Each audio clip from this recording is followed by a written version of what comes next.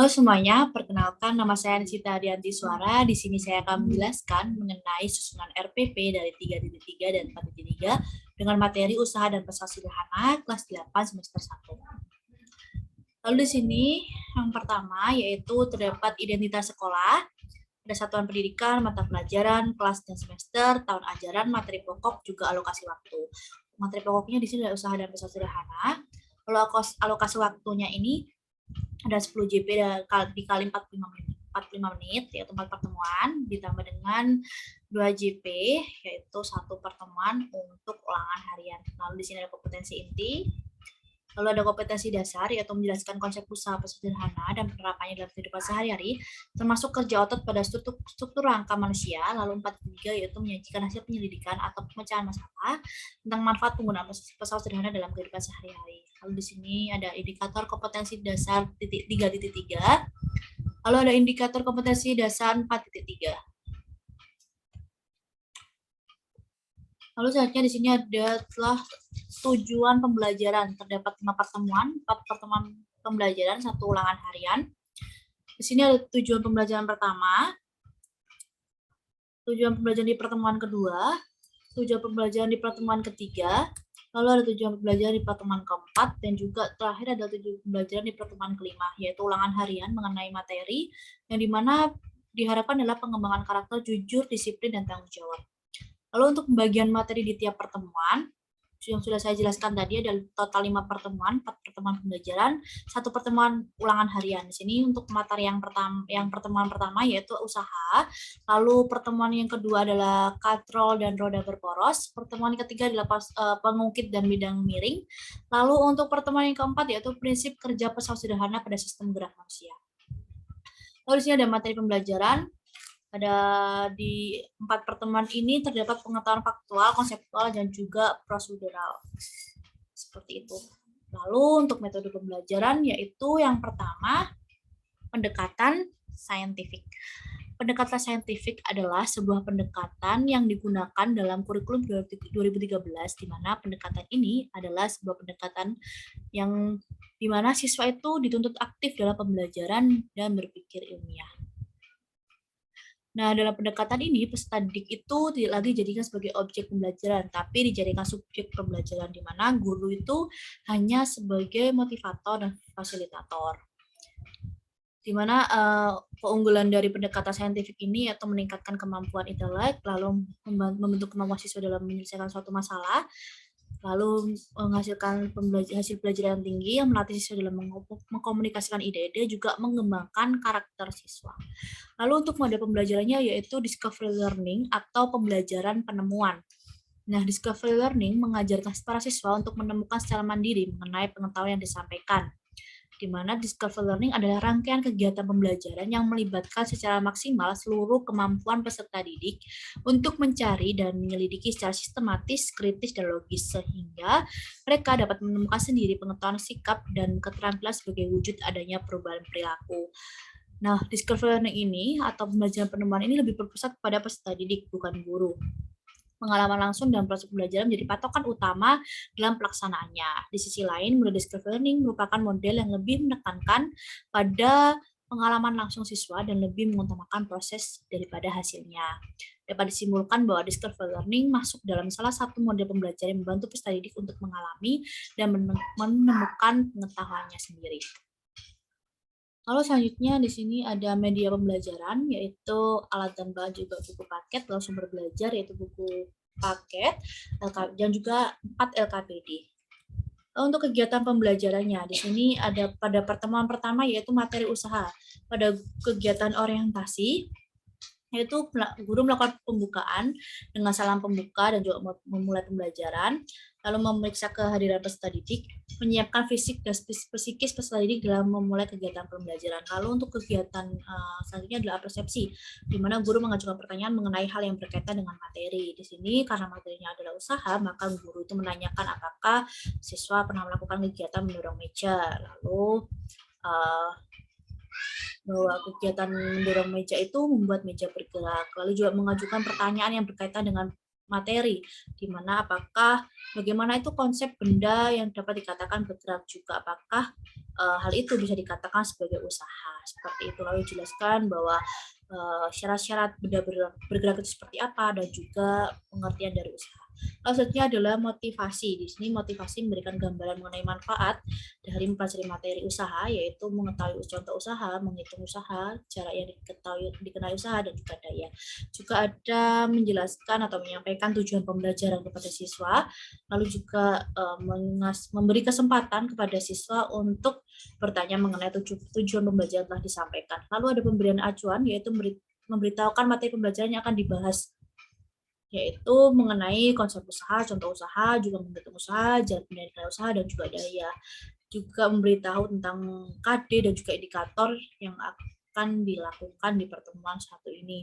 Lalu membagi siswa dengan bentuk kelompok, lalu menjelaskan mekanisme pembelajaran, yaitu melakukan pengamatan dan juga mengidentifikasi gambar, seperti itu.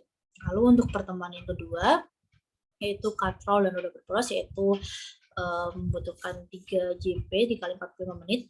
Di sini untuk guru untuk melakukan orientasi sama seperti tadi, melakukan pembukaan dengan salam, memulai pembelajaran, memeriksa kehadiran peserta didik, lalu menyiapkan fisik dan psikis peserta didik.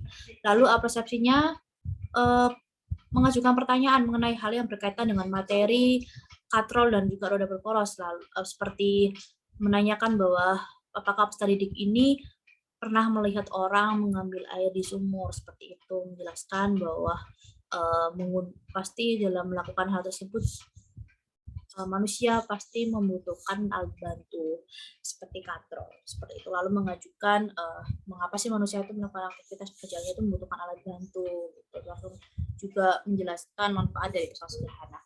Lalu untuk motivasinya itu memberikan gambaran mengenai manfaat dari pelajari materi ini atau materi mengenai katrol dan juga roda berporos, lalu menyampaikan tujuan pembelajaran, lalu memberi kesempatan kepada siswa untuk menanyakan tujuan pembelajaran yang telah disampaikan.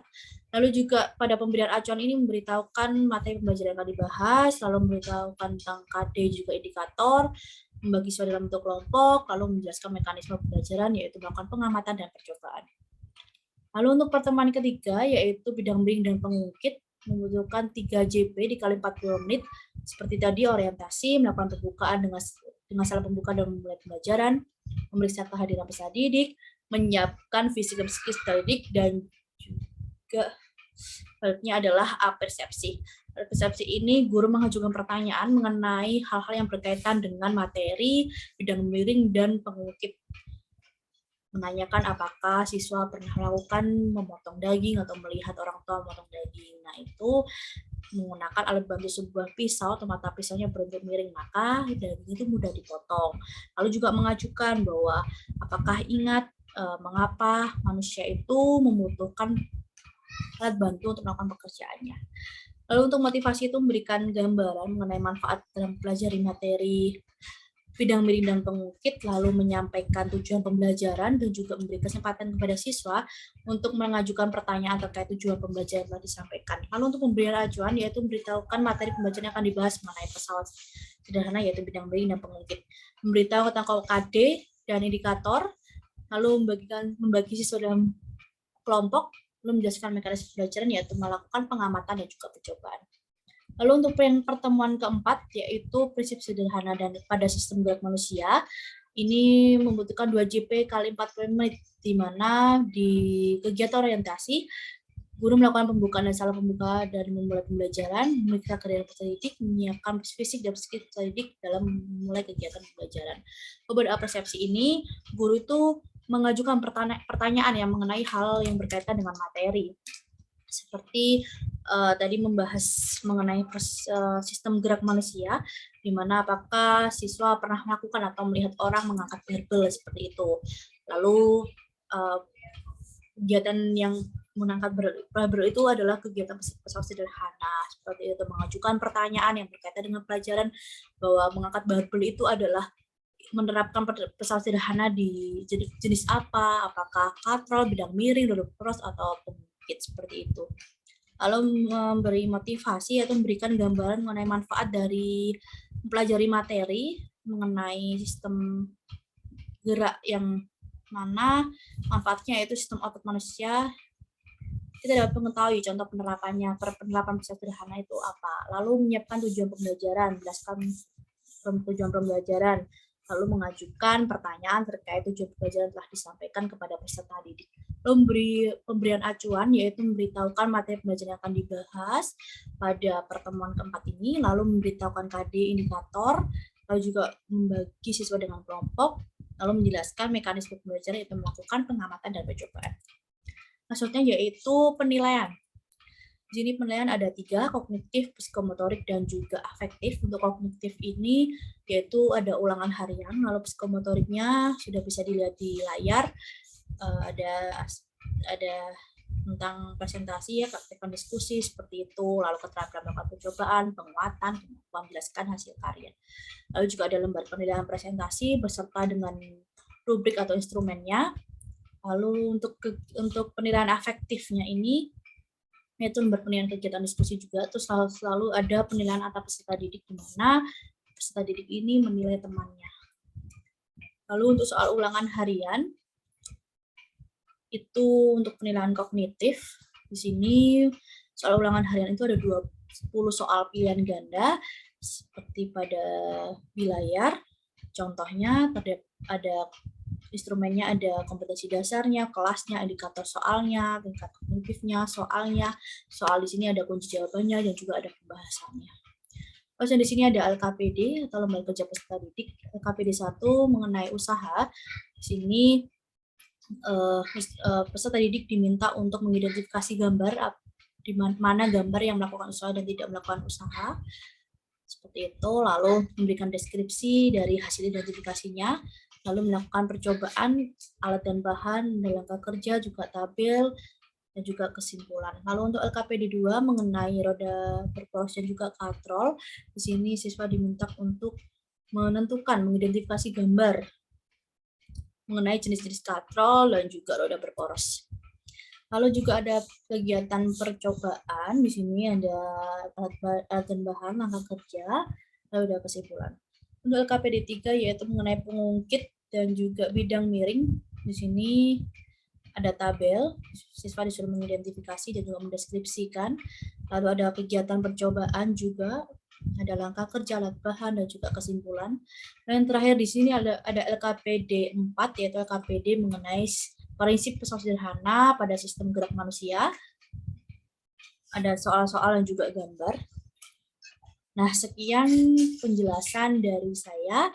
Apabila ada kesalahan, saya mohon maaf. Terima kasih sudah menonton.